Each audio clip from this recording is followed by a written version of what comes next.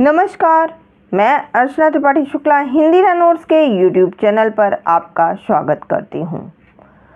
आज जहाँ पर हर चीज़ महंगी होती जा रही है, वहीं पर जो है मानव जीवन जो है वह सस्ता होता जा रहा है। जी हाँ, मानव जीवन की कोई कीमत नहीं रह गई है।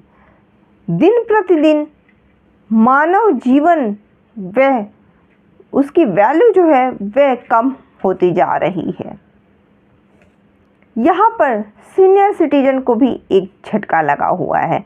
आज हम बात करने जा रहे हैं सुप्रीम कोर्ट के लेटेस्ट जजमेंट की, जो कि रिलेटेड है सीनियर सिटीजन से।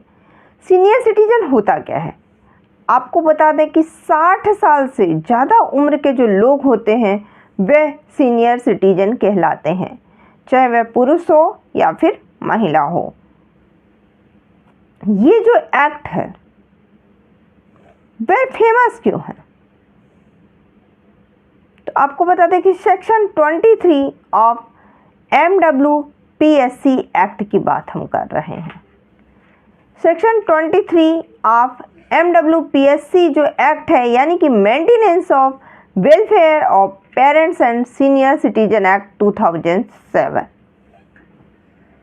इससे संबंधित जो है कर्नाटका हाई कोर्ट का एक डिसीजन आया है, जो कि 8 नवंबर 2023 को कर्नाटका हाई कोर्ट ने जजमेंट पास किया है। ये जजमेंट संबंधित है Kavita R versus assistant commissioners. Case number है इसका 488/2023। ये जो जजमेंट है, ये जजमेंट कहीं ना कहीं हमारी, आपकी और सबकी भावनाओं को आहत करने वाला है। आज का जो समाज है वह सिर्फ और सिर्फ अपने बारे में सोच रहा है। आज हम रिश्ते और नातों को अहमियत देना कम कर दिए हैं। हम इतने स्वार्थी हो गए हैं कि हम अपने रिश्तों के बारे में भी नहीं सोचते हैं, चाहे वह माता पिता का रिश्ता हो, पुत्र पुत्री का रिश्ता हो या फिर अन्य कोई रिश्ता हो। आज हम सिर्फ और सिर्फ अपने लाभ के बारे में सोचते हैं, कैसे हमारा लाभ हो। इस हमारे लाभ से दूसरे को कितनी हानि हो रही है, इससे हमें फर्क नहीं पड़ रहा है। आज का समाज जहां आधुनिकता की ओर अग्रसर हो रहा है, वहीं पर जो हमारी भावनाएं थी, जो लोगों के प्रति दया थी, निष्ठा थी, आदर था, सम्मान था, वह कहीं ना कहीं खत्म होता नजर आ रहा है। यह केस भी कुछ इस प्रकार से ही है। इस केस में क्या है कि जो माता पिता होते हैं वे अपनी पुत्री को गिफ्ट डीड के माध्यम से जो अपनी प्रॉपर्टी होती है वह ट्रांसफ़र कर देते हैं, इस आशा में कि हमारे बुढ़ापे में वह सहारा बनेगी। जैसा कि सभी जानते हैं कि जो माता पिता की प्रॉपर्टी होती है वह उनके जो पुत्र या पुत्री होते हैं भविष्य में उन्हीं की होती है। ये समझकर ही उन्होंने गिफ्ट डीड के रूप में अपनी पुत्री को अपनी प्रॉपर्टी ट्रांसफ़र कर दी थी कि भविष्य में वह उनका भरण पोषण करेगी। और जो ये सेक्शन है, जो MWPSC एक्ट का सेक्शन 23 है, यह इसी से रिलेटेड है कि कोई भी माता पिता किसी अपने पुत्र या पुत्री को अगर प्रॉपर्टी ट्रांसफ़र करते हैं और उसमें यह कंडीशन रखते हैं कि वह उनका भरण पोषण करेगा या करेगी, और यदि पुत्र या पुत्री अपने इस दायित्व से मुकर जाते हैं, तो section 23 of senior citizen act 2007 जो है उन माता पिता को ये पावर देता है कि वे अपनी प्रॉपर्टी को वापस ले सकते हैं। ऐसा ही इस केस में पाया गया। अब हम फैक्ट ऑफ द केस पे चलते हैं।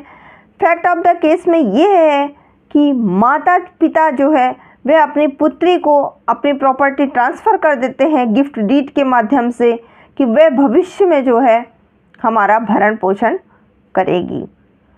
परंतु जो कविता जी होती हैं, उन्होंने पर्सनल यूज के लिए कोई लोन लिया होगा, उसकी भरपाई करने के लिए वह उस गिफ्ट डीड की प्रॉपर्टी जो कि उनके पेरेंट्स के द्वारा दिया गया था उसको सेल करना चाह रही थी, परंतु पेरेंट्स जो है वह उसके लिए तैयार नहीं थे, जिसकी वजह से जो है पेरेंट्स पर फिजिकल असॉल्ट किया गया, पेरेंट्स को कई तरीके से अपमानित किया गया, उनके साथ क्रूरता का व्यवहार किया गया। और इन सब से परेशान होकर के जो पेरेंट्स थे, माता पिता थे, वह जो है असिस्टेंट कमिश्नर के पास गए और उन्होंने वहाँ पर केस फाइल किया। असिस्टेंट कमिश्नर जो थे उन्होंने डॉक्यूमेंट को वेरीफाई किया, जांच पड़ताल किया इस केस का, और उन्होंने ये पाया कि जो माता पिता के द्वारा यह आरोप लगाया जा रहा है अपनी बेटी पर वह सही है। और उन्होंने सेक्शन 23 के तहत, सेक्शन 23 MWPSC एक्ट के तहत जो माता पिता की प्रॉपर्टी थी वह उन्हें वापस जो है देने के लिए जजमेंट पास किया। उसके बाद बेटी ने उसके लिए अपील की सिंगल जज बेंच में। सिंगल बेंच में बेटी ने अपील की, वहाँ पर भी केस की सुनवाई हुई।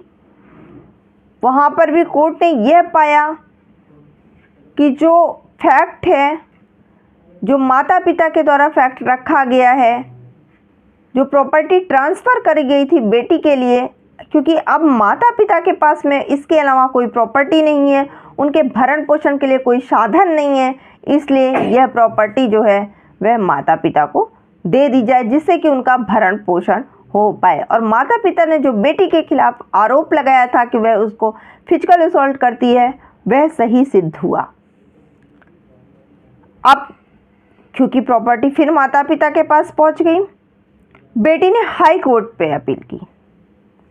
हाई कोर्ट में 2 जजेस की बेंच ने ये जांच पड़ताल किया और उन्होंने भी पाया कि as per section 23 of MWPSC act के अकॉर्डिंग जो property as a gift deed transfer किया गया था,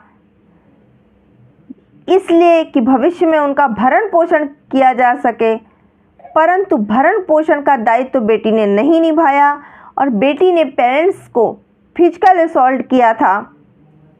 और हाई कोर्ट ने यह भी कहा कि जो पेरेंट्स होते हैं वे बच्चों को हमेशा माफ़ कर देते हैं,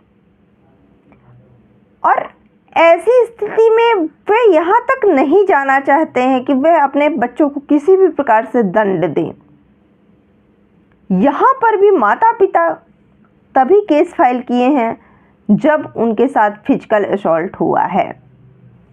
वहीं पर जो उनकी पुत्री हैं उन्होंने आरोप लगाया कि ये प्रॉपर्टी वापस जो है पा करके उसके पेरेंट्स अनड्यू एडवांटेज उठाने का जो है फ़ायदा उठाने के लिए कर रहे हैं, उस पर दबाव बनाना चाहते हैं, उसको नीचा दिखाना चाहते हैं, इसलिए यह कदम उठा रहे हैं।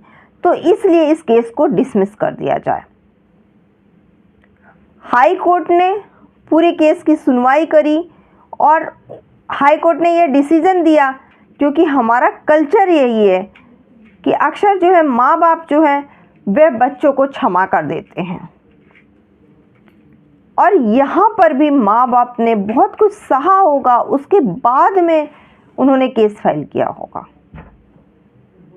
और क्योंकि फिजिकल असॉल्ट जो बेटी के द्वारा किया गया था वह सत्य पाया गया, और हाई कोर्ट ने बेटी के द्वारा जो पिटीशन फाइल की गई थी उसको खारिज कर दिया। इसी प्रकार का जो केस है वह लगातार हमारे समाज में होता आ रहा है। तो अगर किसी के साथ इस प्रकार का कोई भी केस हुआ है तो वह सेक्शन 23 ऑफ MWPSC एक्ट के तहत अपने प्रॉपर्टी है उसको वापस ले सकता है। अगर आपको हमारी वीडियो पसंद आई हो तो प्लीज़ लाइक कीजिएगा, शेयर कीजिएगा, सब्सक्राइब कीजिएगा, बेल आइकन दबाना बिल्कुल मत भूलिएगा, जिससे कि हमारी वीडियो आपको लगातार मिलती रहे। धन्यवाद।